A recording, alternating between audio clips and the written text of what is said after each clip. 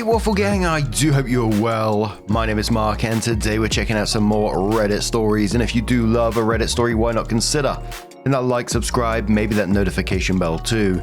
Let's crack on with today's first story. Much love guys. Now today's first story comes from Park Downtown 3937 and it's from our own subreddit r/Mark Narrations. If you want to share your own stories, please feel free to go over there and share them. Always love to read them. And it's titled Office Parking War.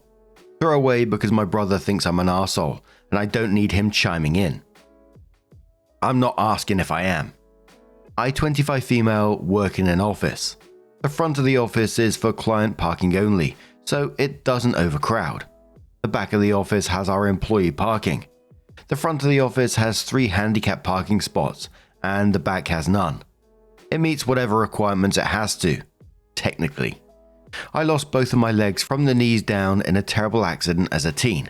I had to relearn to walk, have constant pain, and can't go for long distances. Carrying anything heavy is also a big challenge. I made it work with my prosthetics and the occasional use of a wheelchair if my stumps really ache. All that said, I never wear skirts or shorts. I don't like the stares, the questions, or the unsolicited advice. When I started working my job, I asked if I would be parking out front, but my office just gave me a reserved parking spot next to the back door instead. They even hung a little sign that marks it as reserved. I suggested to management that they put a handicap or 2 parking spots in the back after working there for a while, but they declined as there wasn't a need for it because I had my reserved spot. I figured they would reserve another spot to anyone else who would need it since they had a temporary reservation area for any of the pregnant co-workers. Last week was a bad one as one of my legs had splintered. It's the best word I have to describe it, after a bit of a fumble on my part. So I had no choice but to use the wheelchair until I could get my replacement. Since I dislike being legless as it makes me very self-conscious, I still wore it. I pulled into the back parking spot to see my spot taken up by a pretty little car. I'm a sucker for green. The other front parking was also taken, so all that was left was the parking in the way back. I just turned around, pulled into the front client parking area and parked. I hung up my placard and went inside. I immediately found my boss and explained about my leg, the parking and what I had done. He wasn't pleased someone took my spot and told me to just get working and he would look into it. Sometime around lunch, he found me and explained it was the boss's kid. She had started working here and didn't know about the parking. He said she wouldn't be parked there again tomorrow. Cool, just a newbie and a mix-up. Next day rolls around and that pretty little car is back where it doesn't belong. I do the same as the day before and my boss looks frustrated. He heads off to have a chat. At some point my boss comes back to me with a stack of paperwork. He told me that the new girl was kicking up a fuss about the parking spot and trying to threaten him because, you know who my dad is, right? So he is done with it all. Instead of taking up the ladder and fighting against her to get the boss man to see reason, he's putting it to HR about the lack of handicap parking in the back. From the time I started working here till now, we have changed hands inside of HR and our accessibility department, and he knows there are a few of them that are very accommodating. I filled out the paperwork and he took it off. The rest of last week had to park in the front and everyone was getting annoyed with it for one reason or another. Special treatment for me or anger at the new girl for kicking out someone who actually needed the parking spot. A lot of people started giving her a cold treatment and she couldn't understand why. More people have been checking on me and offering to help carry things. She has seen that and thinks I'm not pretty enough for that kind of attention and that I'm unprofessional. This morning I checked the back again and her little car was all the way in the back, and my old reserve spot is now a bright and shiny handicap sign. I rolled in to hear her complaining loudly to the front end staff and demanding they set a time for her to meet with daddy today because she can't be bothered to walk across the parking lot on perfectly healthy legs.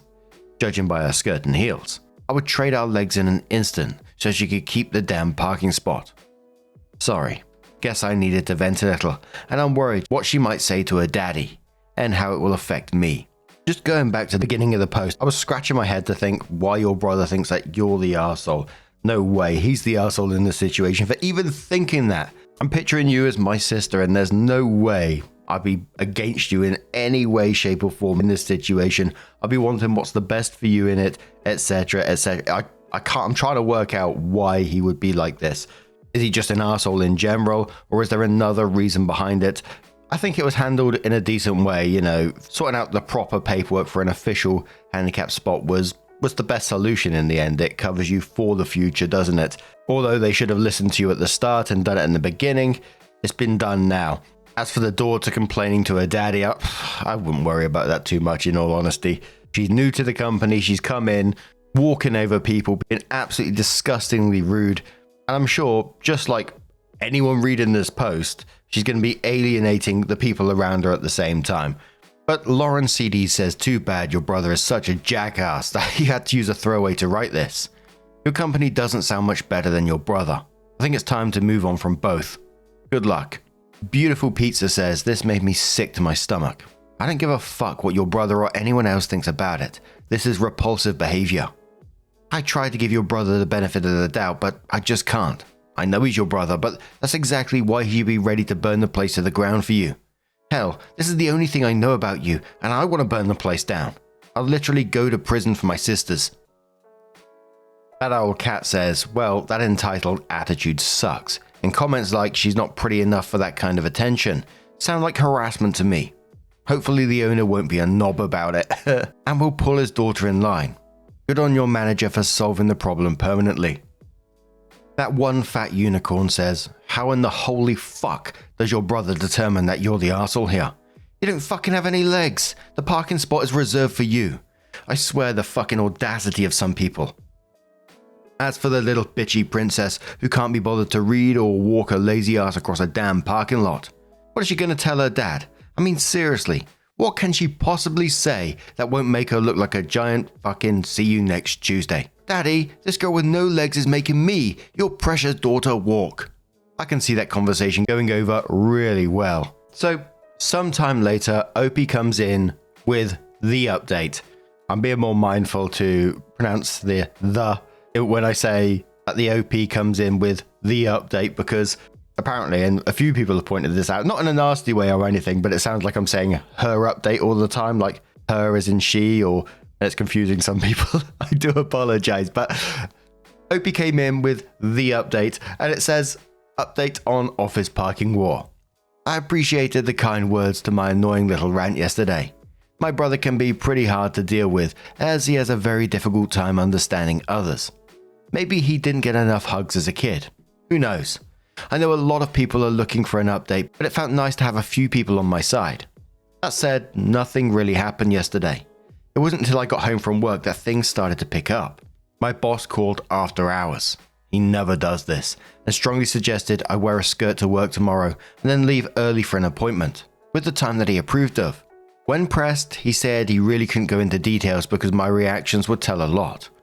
I asked if there was any way to get out of wearing a skirt, and he suggested to wear a blanket to drape over my legs. My boss has never asked me for anything like this before, but I had the feeling that this was to drive home a point. So, against my own feelings, I wore the skirt and went into work today. I wore the blanket over my legs into the office and worked until I was called in for a surprise meeting between me, my boss, the owner, and HR. My boss gave me a pointed look at my legs before we entered the meeting, so I put the blanket on the back of my wheelchair. The owner looked absolutely annoyed to be there, borderline angry, and stood up to say something, but seemed to freeze, and I could hear his teeth click as he shut his mouth. He went to stare out the window as we, HR, my boss, and me discussed his, the owner's, daughter's actions and words. Apparently a few people had put in complaints about her for me. The owner asked one question the entire time. How long have you been, when did you lose your legs? I answered and offered up proof, but my boss said it was already on file for my accommodations and can be checked there. The owner stormed out after that. HR thanked me for my time and sent me back to my office. By noon, I was leaving and the owner's daughter was packing up her space, crying while her father stood over her with the darkest expression I've ever seen on him. He frustrates easily, but hardly ever yells. I can count on one hand how many times he has yelled. He was shouting her down the entire time she packed. I just rolled by as quietly as I could because I didn't want to get sucked in. My boss texts that the owner has approved me to work from home as needed, and I'll be getting a pay rise outside of the usual annual raise and bonuses. He also said that the owner will be making his daughter apologize. This turned out better than I thought it would. Thank you everyone for listening. And just a couple of comments from the wafflers. Butterfly Garden says, awesome. I guess Daddy really didn't want a lawsuit. Electrical Focus says, I think it's awesome, you're such a great boss, and the owner isn't completely stupid. Owner did manage to raise an entitled daughter, but it sounds like she is finally learning about karma. Better now than later. A valuable life lesson. Kawari says, my dad used to own a pretty big successful business before he sold it and retired. And let me tell you, if me or my siblings ever pulled that kind of crap while we worked for him, we did odd jobs every once in a while, our dad would have had choice words to say to us right at the beginning. It wouldn't have to be proven like OP had to. If that spot was reserved for someone, didn't matter why it was reserved, we had to respect it, because my dad trusted his employees to do what they should be doing and do it right. Valuable Tone says, this is a great update for you. Reason 1 and the owner's daughter had a teachable moment. She's young and can learn from this. Now we can only hope for your brother to get his own teachable experience. May the rest of your year be peaceful and fruitful, full of love, joy, peace, and general goodness. You deserve it after this trying time. Now, our next story comes from Throw the Asterix, who says, am I the asshole for not giving my house to my sister-in-law? No. Too soon, Mark, too soon. Anyway, throwaway for obvious reasons. This happened 2 nights ago, and I'm still feeling some type of way about it. Background, my 30 female husband, 32 male, has a young sister-in-law, 25 female. Sister-in-law is currently going through a divorce with 4 children. My husband and I also have 4 children. My husband live in a very quiet country back road in our little town. Us and his family being the only residents on the road. So both his sisters and their families and his parents live within walking distance of our house. My husband and I have been married for 7 years and have 4 young children. My husband bought the land we live on from his parents when he was 18, and when we got married, we built a house on it. We designed our house with a big family in mind and designed it to be our forever home. There's never been a thought to move or look elsewhere. My sister-in-law is going through a divorce. She is struggling to say the least. She was in a very toxic relationship with her ex, with her contributing just as much as he was, and he filed for divorce and moved out, leaving the 4 kids with her. My mother-in-law called my husband 2 nights ago and asked if we could come over for a chat. We get there and my in-laws and sister-in-law are sitting on the couch like they were staging some kind of intervention. It was just really strange. My mother-in-law didn't beat around the bush at all. She explained how sister-in-law's ex was getting the house in the divorce and they'd be homeless within the month if we didn't give her our home.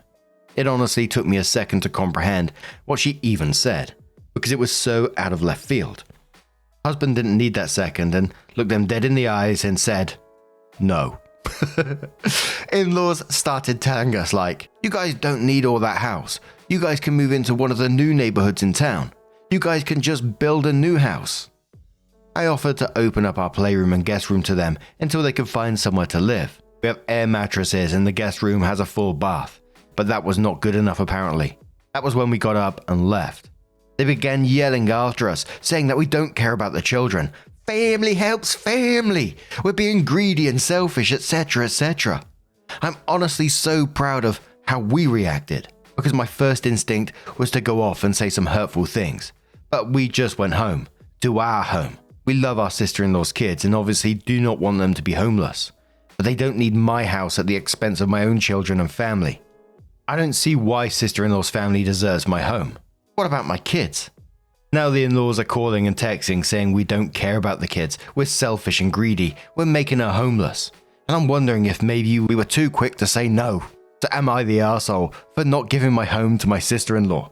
Look, in reality, I really do hope you know that you're not the arsehole. Your husband had it right with that straight, clear, direct no.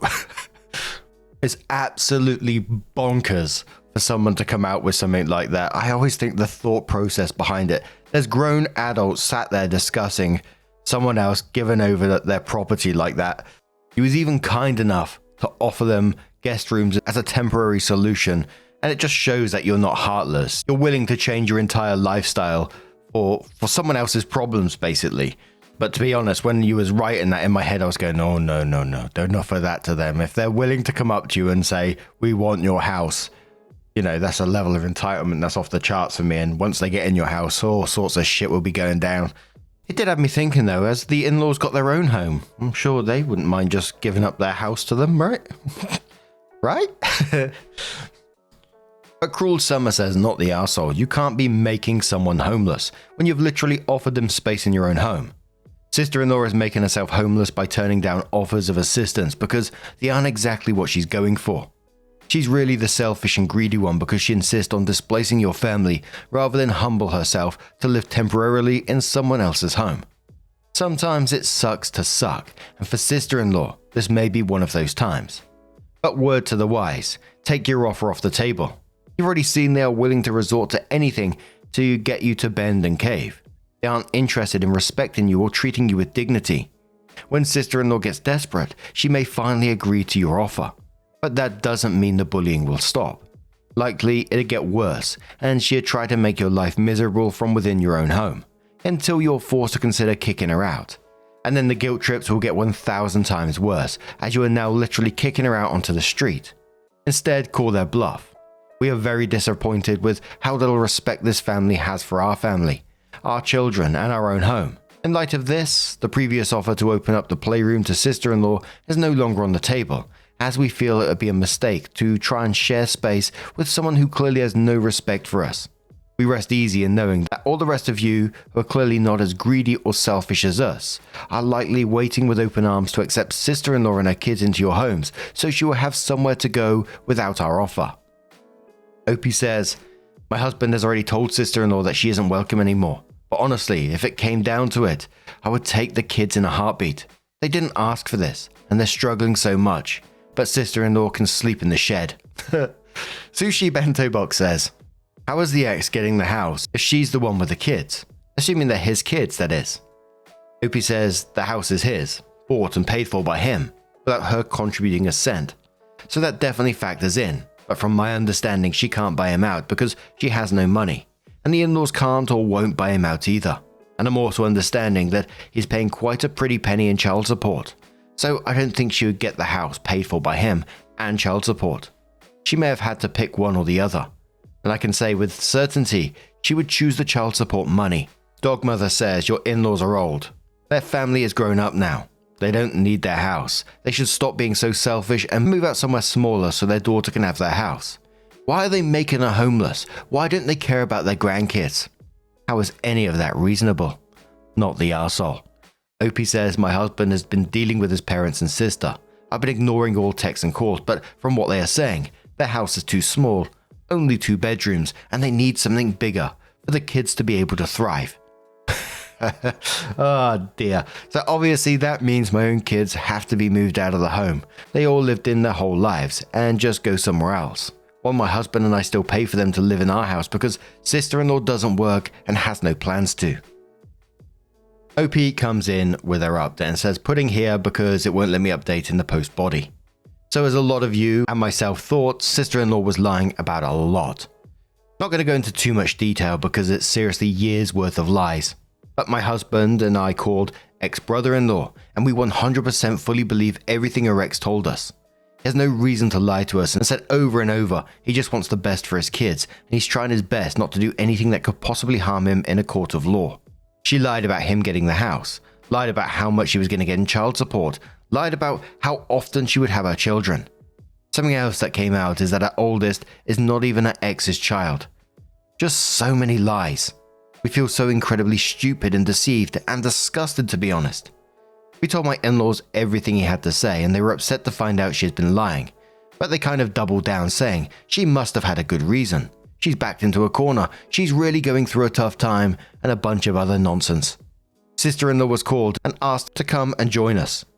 She of course took zero accountability for lying and sneaking and was screaming at us about how gross we were for going behind her back to her ex, how she will never trust us again because we betrayed her. She also let us know that she was asking for our house because she truly feels like we had actually built it for her. Our kids' rooms were how she would have designed them herself. She would love to cook in my kitchen. She loves my bathroom layout. Basically everything about my house is how she would have built it herself. And she thinks that I must have somehow known she would need a home in the future. At that point, I was just done. And so was my husband. Can't argue with batshit crazy. We left to a whole lot of screaming about no longer being family and to not expect to see them again. Honestly, I think never seeing them again is the only way to go from here. It's been a crazy few days since then. We hired a friend of my husband's to put up a privacy fence around our entire property and added extra cameras to our security system. We have a good family friend of our family, not husband's, on the police force and let him know the situation, so he knows if he gets a phone call from us that it's serious. I think sister-in-law thought she could have my house because she loved it.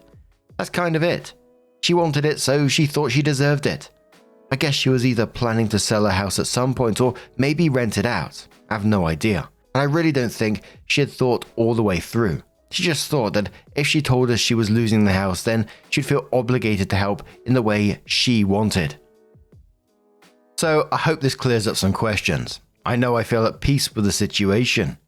My husband has been grieving a bit. He's sad that his parents have chosen a liar over a man who has done everything for his family, never hesitated to help, and has only ever been a doting son. But I think this is for the best. I don't treat him the way he deserves, and I'm glad to be rid of them. I'm sad for my kids and the situation this puts them in, but my family has enough love for everyone. Thank you to everyone who took the time to comment and message and give advice and ask questions. Hopefully, you guys won't hear from me again. The reasoning behind that just makes it even more wild for me that she sort of like made some sort of fantasy in her head how this house was secretly built for her. It takes it from entitlement to absolute delusion.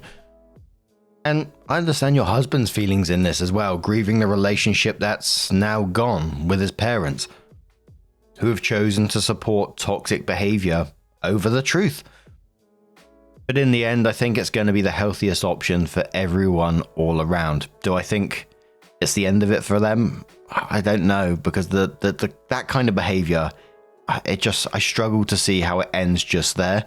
It may do. It may just stop. But, this person was asking, these people were asking for Opie's house, which is just mind-blowing for me.